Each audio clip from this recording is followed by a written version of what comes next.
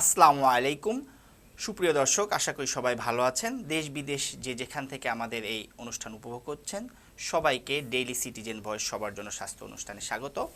আমি ডাক্তার মোহাম্মদ মারুফুল হাসান। আজ আমরা কথা বলবো পিত্তথলি সমস্যা ও এর চিকিৎসা। আজকে আমাদের সঙ্গে উপস্থিত আছেন রাজশাহী তথা উত্তরবঙ্গের স্বনামধন্য surgeon doctor Mohammad Shahidul Islam sir. Sir, আপনাকে স্বাগত। আমাকে আমন্ত্রণ জানানোর জন্য আপনাকে ধন্যবাদ এবং দর্শক যারা দেখছেন তাদেরকেও ধন্যবাদ স্যার।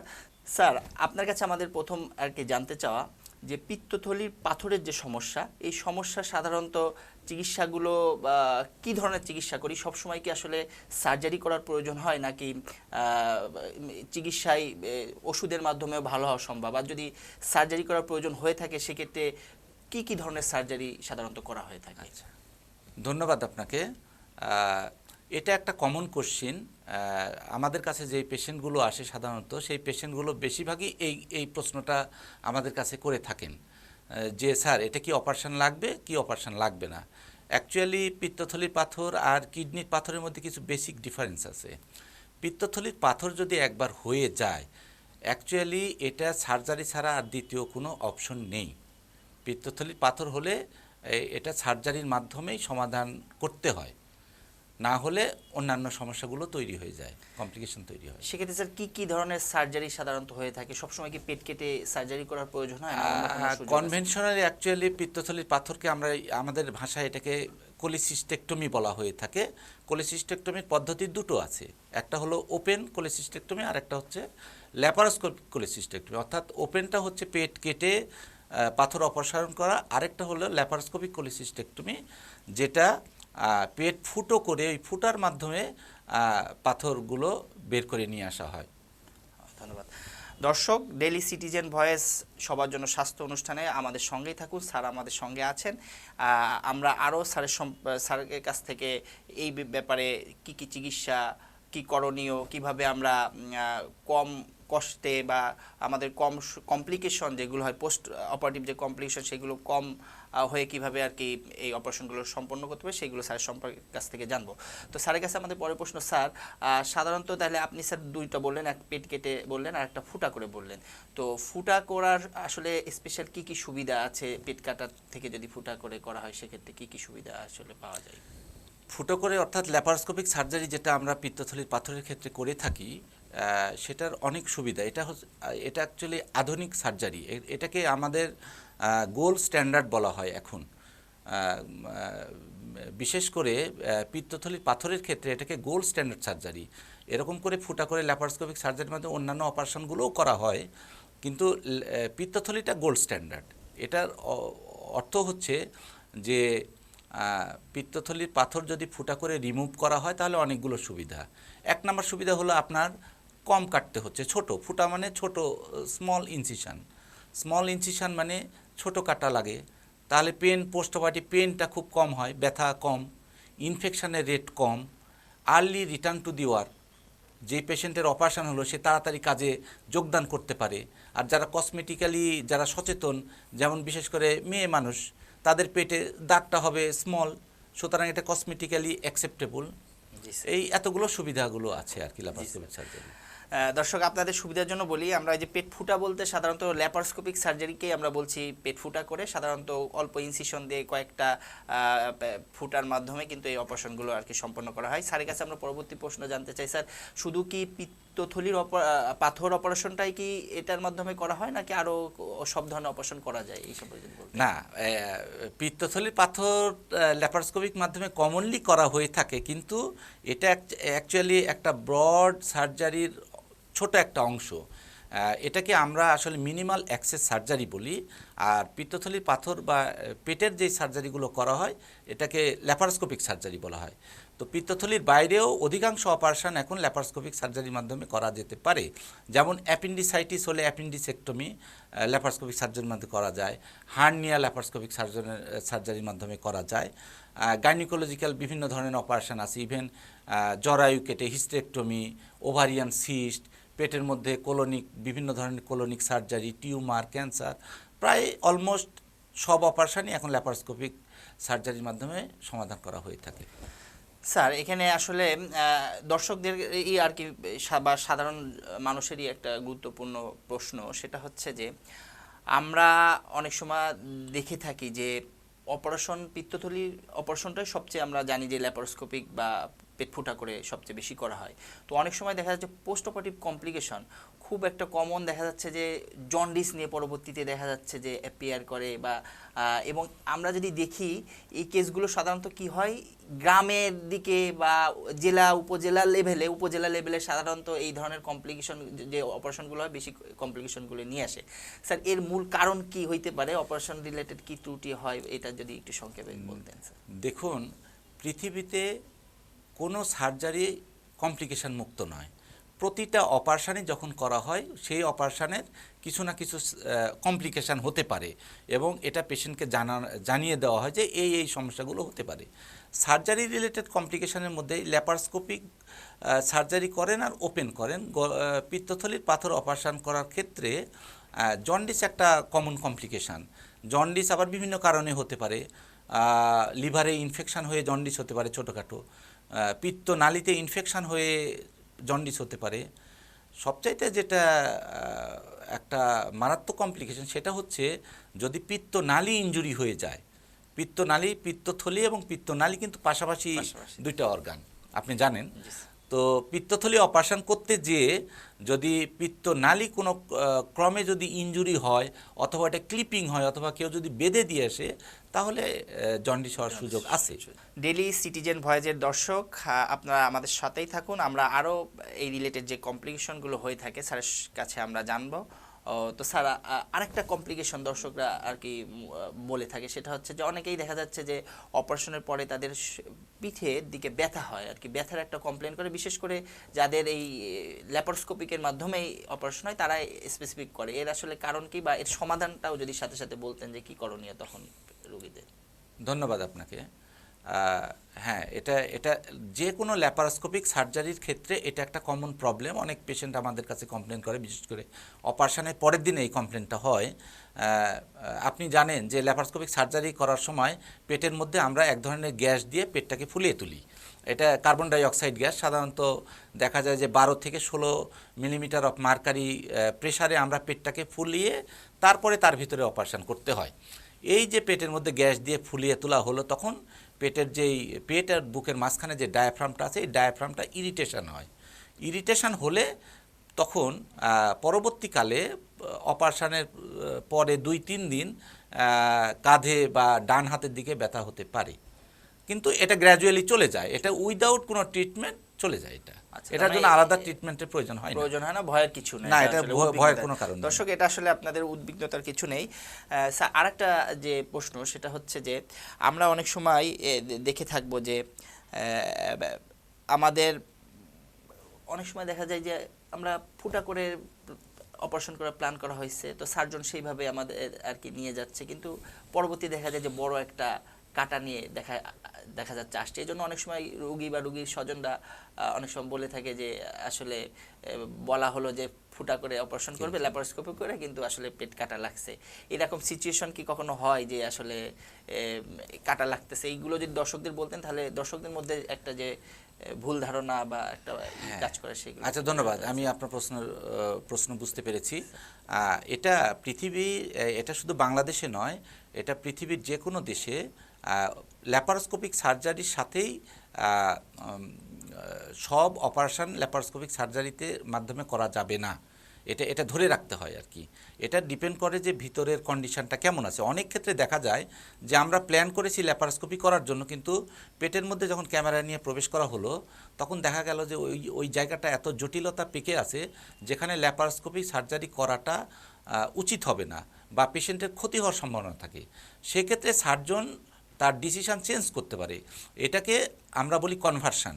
ল্যাপারোস্কোপি করার প্ল্যান ছিল কিন্তু এটা ওপেনে কনভার্ট করতে হবে। এটা করা হয় পেশেন্টের সেফটির জন্য। This is not the failure of the surgeon. এটা পেশেন্টের স্বার্থে, যদি এটা শতকরা 1 থেকে 2% বেশি নয় যাদের ওপেন করা হয়। এটা ভেতরের কন্ডিশন খুব খারাপ থাকলে কনভার্সনের সিদ্ধান্ত সার্জন নিতে পারেন। স্যার স্যার আপনাকে ধন্যবাদ। স্যার সাধারণত ল্যাপারোস্কোপিক সার্জারি পরে পেশেন্টদেরকে অনেক সময় অনেকে জানতে চায় আসলে কতদিন ভর্তি থাকা লাগে। দেখা যাচ্ছে কনভেনশনাল সার্জারি যেটা পেট কেটে হয়তো বা 7-8 দিন হয়তো বা এরকম একটু বেশি থাকা লাগে, ল্যাপারোস্কোপিতে আসলে কতদিন থাকতে হতে পারে? হ্যাঁ, ল্যাপারোস্কোপিক সার্জারির অনেক সুবিধার মধ্যে এটা একটা সুবিধা যে হসপিটাল স্টেটা কম। সাধারণত ল্যাপারোস্কোপিক সার্জারির ক্ষেত্রে আমরা দেখে থাকি 1 থেকে 2 দিনের বেশি হাসপাতালে থাকার প্রয়োজন নাই। স্যার ধন্যবাদ। স্যার আর একটা কমপ্লিকেশন সাধারণত আমার মনে হয় যে দর্শক আপনারা কেউ কেউ, খুব বেশি না তারপরেও কেউ কেউ ফেস করেছেন, সেটা হচ্ছে স্যার ল্যাপারোস্কোপিক সার্জারির পরে যে পোর্টগুলো করা হয় অনেক সময় পরবর্তী দেখা যায় যে পোর্ট থেকে অনেক সময় সার্জনরা আবার ডায়াগনোসিস করে যে পোর্ট টিবি হয়ে গেছে ওই জায়গায়। তো এইটার আসলে মেন কারণ কি, আর এটা থেকে আসলে যারা রুগী আছে তারা বা ভুক্তভোগী যারা আছে তারা কিভাবে আসলে রক্ষা পেতে পারে যদি একটু বলতেন স্যার। ধন্যবাদ আপনাকে। যে কোনো সার্জারি ক্ষেত্রেই তো ইনফেকশন একটা one of the major complication, যে কোনো সার্জারি ক্ষেত্রে, এটা হোক এটা ল্যাপারোস্কোপিক সার্জারি অর এটা ওপেন সার্জারি, কাটা জায়গায় ইনফেকশন হতে পারে। তো সেরকম যদি টিউবারকুলার ইনফেকশন হয় সেটা টিবি ইনফেকশন। তো ল্যাপারোস্কোপিক সার্জারির ক্ষেত্রে পোর্ট সাইট ইনফেকশন হয়, টিবি ইনফেকশনও হয়। এটা নিয়ে আমার একটা ইন্টারন্যাশনাল জার্নালে একটা পাবলিকেশনও আছে। তো পোর্ট সাইড টিবি হতে পারে। এটা এই টিবি মানে পালমোনারি বুকের যে যক্ষ্মা টিবি এটা না, এটা এটিপিক্যাল মাইক্রোব্যাকটেরিয়া টিবি গ্রুপেরই এক ধরনের ব্যাকটেরিয়াল ইনফেকশন। এটা পরবর্তীকালে অ্যান্টিটিবি বা অন্যান্য ড্রাগ দিয়ে এটা ম্যানেজ করা যায়, ঠিক করা যায়। তাহলে এটাতে স্যার এটা অত ভয়ের কোনো কারণ নেই। তবে ছোটোখাটো জায়গায়, যেসব জায়গায় স্টেরিলিটির মান কম, যেমন খুবই ছোট লেভেলের হাসপাতাল যেখানে যন্ত্রপাতিগুলো ঠিকমতো জীবাণুমুক্ত করা হয় না, ওইসব জায়গায় টিবি ইনফেকশনের সুযোগ থাকে বেশি। ডেইলি সিটিজেন ভয়েসের দর্শক আপনারা অনেকেই জানতে চান যে আসলে পিত্তথলি অপারেশনের পরে খাওয়া দাওয়া রিলেটেড যে একটা ইস্যু আছে, যে অনেকে মনে করে যে এ খাওয়া যাবে না, ওটা খাওয়া যাবে না।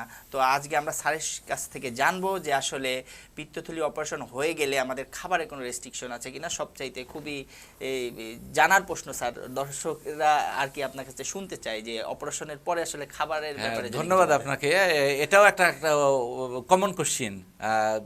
যেহেতু ল্যাপারোস্কোপিক হোক আর ওপেন হোক, পিত্তথলির পাথরের ক্ষেত্রে পুরা পিত্তথলিটা শরীর থেকে রিমুভ করতে হয়। সেক্ষেত্রে পেশেন্টদের একটা কমন কোশ্চিন হচ্ছে যে খাওয়ার কোনো, এবং তারা ওরিড থাকে যে পিত্তথলি ফেলে দেওয়ার পর খাওয়ার কোনো সমস্যা হয় কি না। তো আমার ব্যক্তিগত অভিজ্ঞতা এবং বই পুস্তকের কথা, এখানে খাওয়ার কোনো প্রবলেম হয় না। মোরওভার যে পিত্তথলির পাথর থাকলে পেশেন্টের যে চর্বি জাতীয় খাবার খেতে যে অসুবিধাগুলো হয়, অপারেশনের পরে তারা আরও বেশি খেতে পারে। পিত্তথলি রিমুভ করার পরে কোনো খাবার খেতে কোনো সমস্যা নেই।